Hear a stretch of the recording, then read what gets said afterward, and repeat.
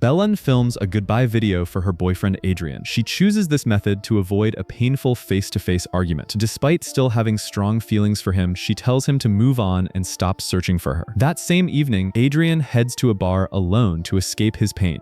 He sits quietly with a gloomy look on his face. Fabiana, a waitress working there, notices him and tells her manager that something about his sadness does not sit right with her. The manager casually figures that a sad man must have done something wrong, but Fabiana is not so sure about that. Adrian stays and drinks until the bar closes. When Fabiana brings his check, she offers to help him get home safely since he is clearly drunk. Adrian waves her off and tries to leave on his own. Right outside, he bumps into a stranger, which quickly turns into a brawl, and Adrian ends up on the losing end. Fabiana rushes outside and pulls him away from the situation. She drives him away from the scene. Even drunk, Adrian's hands drift unconsciously with the beat of whatever song is playing in the car. It is clear right away that music runs deep in him. He is a conductor. They end up at Fabiana's place, where Adrian passes out and sleeps through the night. The following morning, Fabiana makes him a drink and they properly get to know each other. Adrian raises an eyebrow when she uses his name, but she tells him he talked her ear off the night before.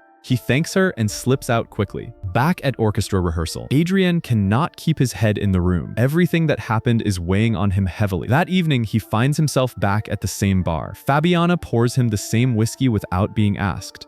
This time, Adrian reaches across the bar, takes her hand, and says sorry for being cold that morning. They leave together and he takes her to the concert hall where he works. That night, they grow much closer. Soon after, Fabiana moves in with Adrian. The morning after she moves in, Fabiana is the first one up. She heads to the bathroom and starts brushing her teeth when something stops her. There are 2 toothbrushes sitting there. Then she catches a faint, odd sound humming through the water pipes. Something in this house does not feel right. She starts wandering through the rooms out of curiosity. She spots Adrian's dog somewhere nearby and keeps walking until she reaches a desk that catches her attention. Before she can dig any further, Adrian calls her in for breakfast. Over the meal, Fabiana wonders out loud why he would choose to live this far outside the city in such a quiet, remote spot. Adrian says he likes the quiet and the distance from everything. He asks her to stay one more night, and she says yes without thinking twice. Right after breakfast, there is a knock at the door. 2 men introduce themselves as detectives, Franco and Brando. They have come to ask questions about Belen. Franco tells them that according to immigration records, Belen never actually crossed the Spanish border.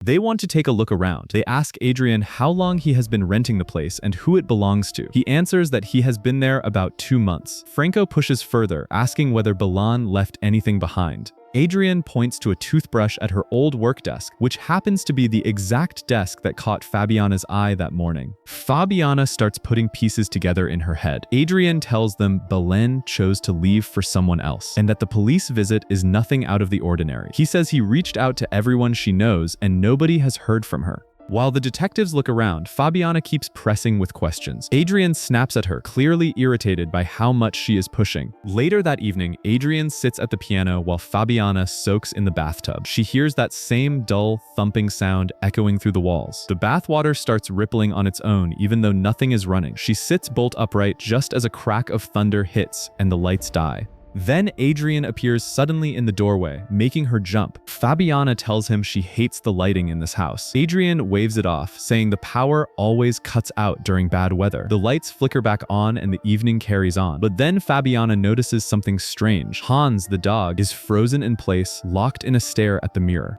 Adrian ushers him out of the room without a word. The following night at the bar, Fabiana pulls Brando aside. He lays it out plainly. Adrian's girlfriend vanishes, and suddenly Fabiana is already living with him. It looks bad. Fabiana shrugs it off and does not think much of it. A few days pass, and Adrian conducts a full orchestra performance with Fabiana watching from the audience. Afterward, he introduces her to Tito, who manages the orchestra. Adrian mentions during their chat that he is thinking about moving on to a new position elsewhere. Tito tells him warmly how much of a privilege it has been working alongside him. The next day, the shower scalds Fabiana out of nowhere, burning her shoulder before she can react. Later, standing at the sink drying her hair, she catches that strange noise from the pipes once again. With too much time alone in the house, restlessness starts creeping in.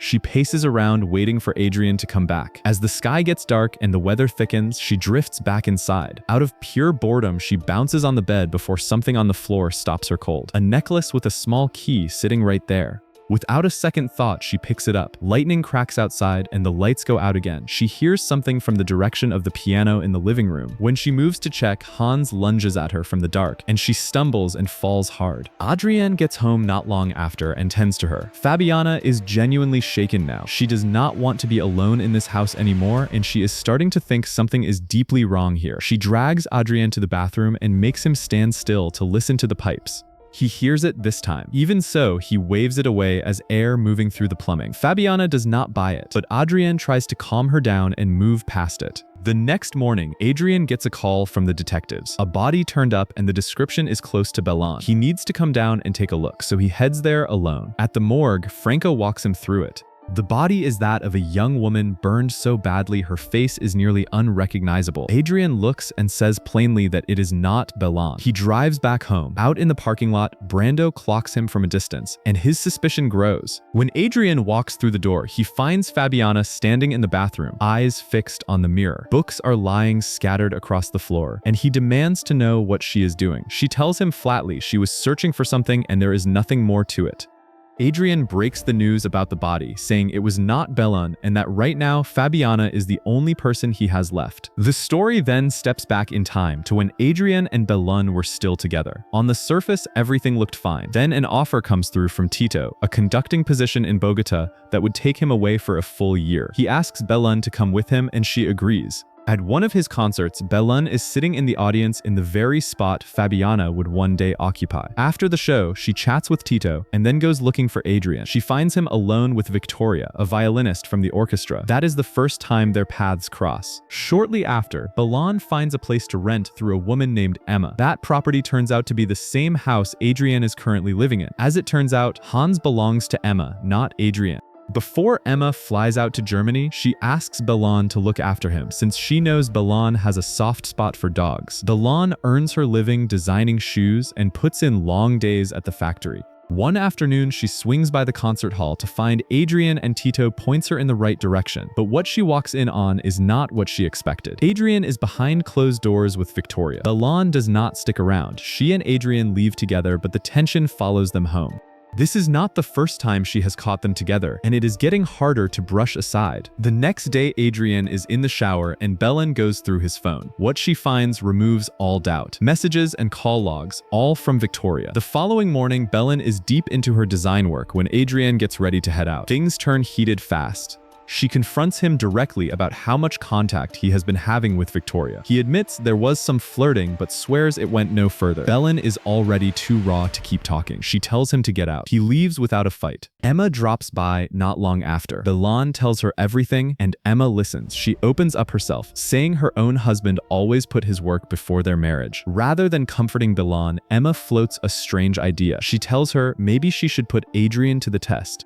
Then she takes Bellon to something she never knew existed inside the house, a hidden room tucked behind the wardrobe. Suddenly, everything makes sense. The sounds, the unexplained things happening in the walls, all of it coming from this place. Emma explains that her husband built it because he needed absolute quiet. The room is fully soundproofed, runs on its own power, and has speakers that pipe in everything happening in the house. There is a two-way mirror so whoever is inside can watch without being watched. Emma shows her around and then leaves. Bellon shoots the farewell video, packs her bags, drags them into the hidden room, and plans to disappear from Adrienne's life for good. She is scrawling a quick note when everything falls apart at the worst moment. Hans starts barking as Adrienne comes through the door, and in the chaos, Bellon drops the key. It lands outside the room. The door swings shut, and she is locked in with no way out. Adrienne finds the video and watches it, visibly gutted. He tries calling her immediately, but the room blocks every signal. From behind the mirror, Bellon watches him tear the house apart looking for her. He even came with flowers, clearly hoping to apologize. Then something shifts in him. He gets frustrated and flings the flowers aside. Seeing that breaks Bellon completely. She screams and bangs on the walls, but the soundproofing swallows every sound. Her phone is useless, no bars at all. The reality of her situation sinks in. She is trapped. She tears through every corner of the room looking for a way out, but finds nothing. That night, Adrienne sits alone, drowning in his own regret. On the other side of the wall, Bellon is doing the same, kicking herself for how it all went wrong with nowhere left to go. The next day, Adrienne sits down with Franco and Brando and plays them the video. Tito is there too to fill in gaps. From a legal standpoint, there is no kidnapping here. Franco asks if there was any trouble between them before she vanished. Adrian denies it. Tito contradicts him, mentioning they had a blow-up. Adrian does not argue the point but shuts it down, saying the only thing that matters is finding her. Back inside the room, Belun is tearing through drawers and cabinets, hunting for anything useful. No exit, but she does stumble onto something unexpected. Emma's husband was not the engineer she made him out to be. He had ties to the Nazi regime. Buried among his things is a blueprint of the hidden room, a small flicker of hope. She starts chipping away at the wall with whatever she can find, scraping bit by bit. Food is whatever old rations she can scrounge, with no way of knowing how long they have been sitting there. The water looks questionable, but she drinks it anyway, just to keep going. That night, Adrian watches the farewell video again, staring at it with a hollow look and quietly hoping she is somewhere safe. For Belun listening through the walls, those words do not comfort her at all. To her, it sounds like he has already let her go. When Adrian heads to the bathroom to wash up, Belun starts kicking the pipes hard. The water shakes in the pipes, finally giving away where all those strange noises were coming from. She keeps at it, trying to send any kind of signal, but nothing comes of it. She keeps working at the wall with a can opener, grinding herself down day by day. Then the room's generator gives out and she loses her power source. Out of nowhere, she hears a voice coming from the house. A woman's voice, Fabiana. Belun understands immediately. Adrian has moved on. The next morning, while Fabiana is in the bathroom, Belun does everything she can to get through to her using the pipes. All Fabiana picks up is a faint, unsettling sound she cannot make sense of. Belun refuses to stop. Her scraping at the wall eventually makes the water in Fabiana's bathtub ripple and move. She finally breaks through to the other side, but a heavy wardrobe is blocking the opening. Another dead end. She goes back to the blueprint. The room connects to the house through the plumbing, and there is a valve in there that controls the hot water supply. An idea forms. She gets to work on the system and uses it to reach Fabiana directly, while still shouting in the hope that something gets through. Fabiana can tell something is wrong but cannot work out what it is. That night, Belun watches through the mirror as Fabiana moves around the bedroom. But then Fabiana does something that changes everything. She picks up the key to the hidden room and holds it up right in front of the mirror. Belun loses it. She screams and begs and slams against the walls, but not a single sound escapes. Later that night, Fabiana collapses without warning. The next day, a call comes in for Adrian about the body. Fabiana hears enough to quietly start assuming the worst about Belun. By afternoon, the restlessness gets to her again. She drifts back to the bathroom, still trying to make sense of everything. This time, she fills the sink and tries something different. She starts asking questions out loud and waits. Belun responds through the pipes. The water vibrates with the impact. The two of them work out a rough system. Water moving means yes. Water still means no. Fabiana runs through question after question, piecing things together slowly. At first, she thinks there might be a supernatural explanation. Then she says Belun's name, and the response comes back fast and hard. The water reacts like it has been waiting to be asked. Fabiana understands now.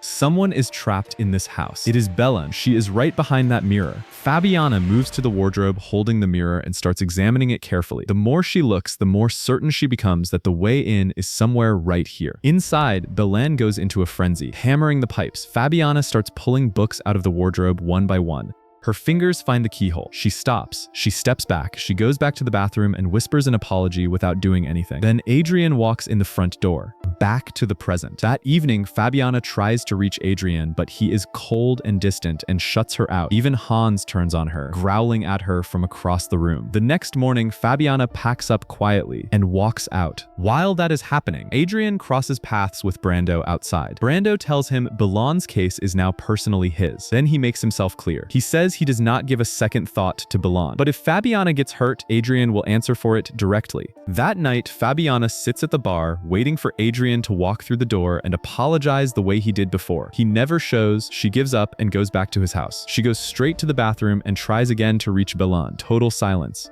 She fills the room with steam and tries leaving some kind of message. Nothing comes back. She sits alone in the bedroom until Adrian finally gets home. He clocks that things have been moved around. They do not make much of it. They have a short conversation and find their way back to each other for now. The following day, Brando swings by looking for Adrian. He is out. Brando leaves an envelope with Fabiana and tells her to watch herself. Inside are photographs of Adrian and Victoria. Hard evidence. Across town at the same time, Adrian runs into Victoria at rehearsal.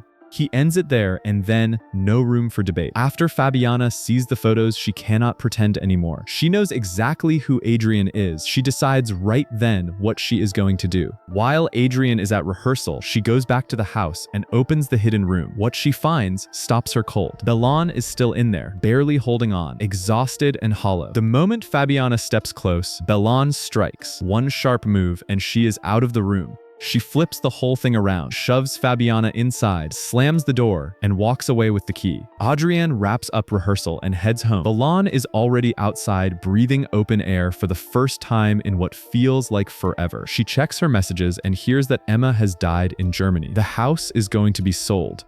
Before she goes, Belon sets the key and a photo of herself and Adrian on the mirror like a parting message. In the film's final moments, the camera finds Belon. She is at the beach, sitting quietly, finally free. The house stands empty. Adrian is gone. And deep inside the hidden room, Fabiana is left behind to live out the same nightmare Belon just escaped. The movie end. See you in the next one.